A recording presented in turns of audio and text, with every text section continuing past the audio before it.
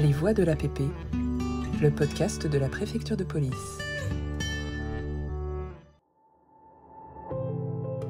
Les faits se sont déroulés le 30 juin 2012 vers 5h du matin dans le 20e arrondissement de Paris. Dans le nord-est de la capitale, c'est le 2e district de police judiciaire qui est requis pour se rendre sur place. De permanence ce soir-là, le groupe d'enquête criminelle numéro 1 arrive rapidement sur les lieux. Bonjour, je m'appelle Pierrick Guillaume et je suis commandant de police depuis plus de 20 ans et je travaille sur des enquêtes criminelles à la police judiciaire de Paris. Dans ce podcast, je vais vous raconter une affaire qui m'a particulièrement marqué.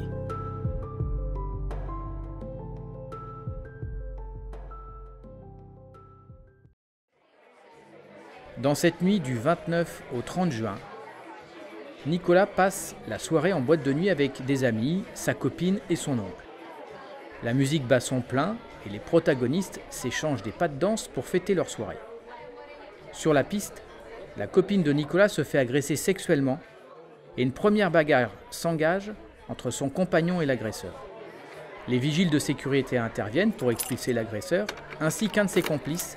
Il les dirige vers l'extérieur de l'établissement. 1 heure plus tard, la bande de copains décide de ressortir pour reprendre leurs esprits.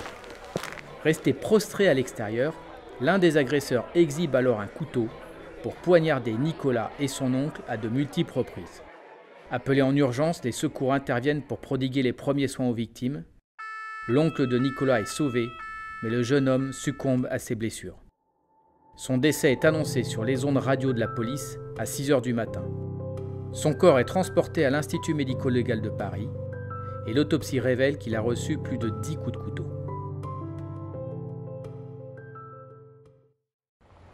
Le jour commence à se lever timidement et les enquêteurs procèdent alors aux premières constatations.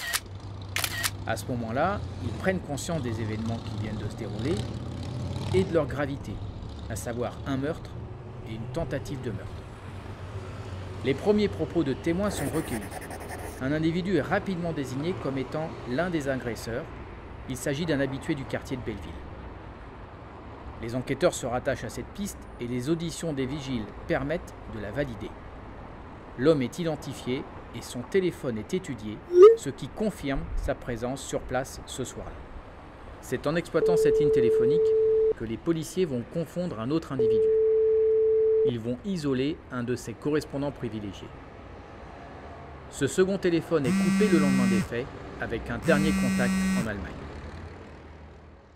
Le premier suspect, qui est identifié par la copine de Nicolas comme étant son agresseur sur la piste de danse, est interpellé à son domicile.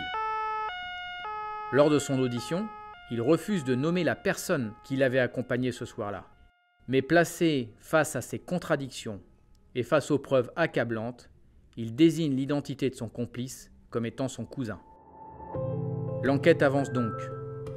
Plusieurs proches de ce second suspect sont très vite convoqués au 2e DPJ pour y être entendus et sont également placés sur écoute téléphonique. Les investigations vont démontrer que le premier suspect a aidé à s'enfuir son cousin vers la Belgique.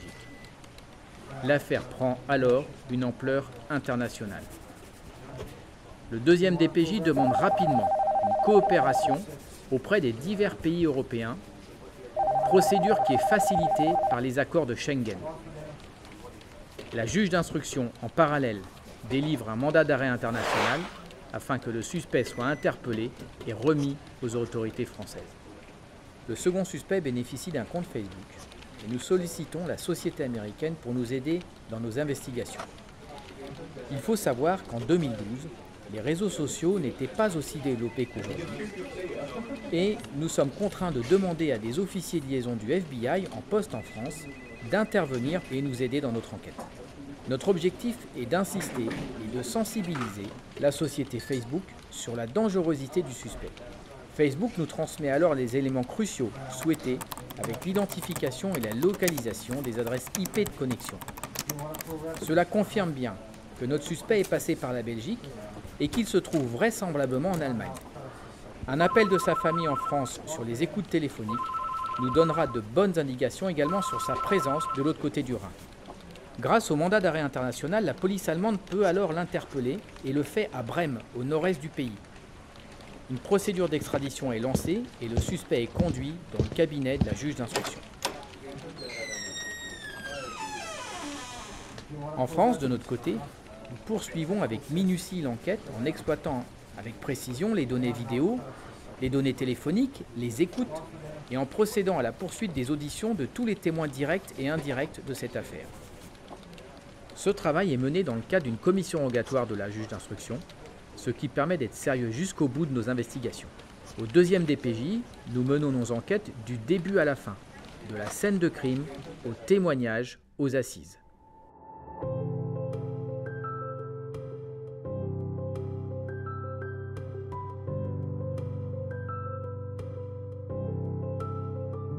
Lors du procès d'assises, d'ailleurs, le second suspect est déclaré coupable des coups de couteau contre Nicolas et son oncle. Il est condamné à 18 ans de réclusion criminelle. Son complice, l'auteur de l'agression sexuelle sur la petite amie de Nicolas, est condamné quant à lui à 5 ans de prison.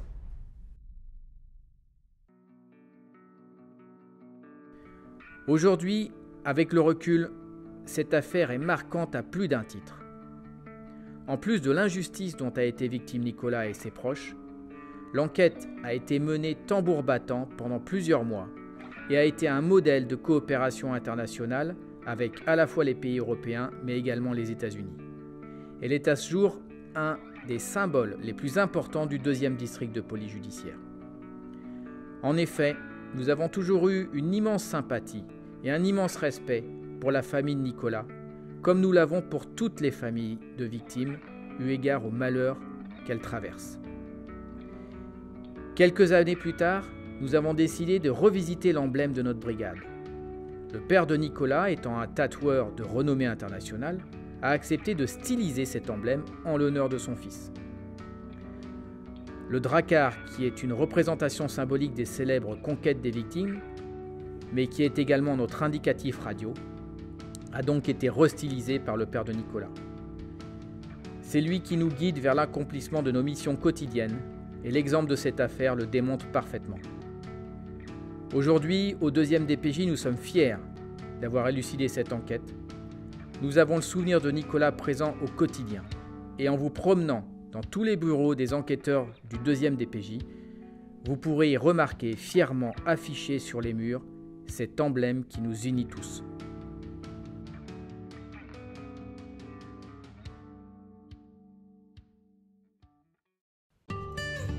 Les Voix de l'APP, le podcast de la préfecture de police.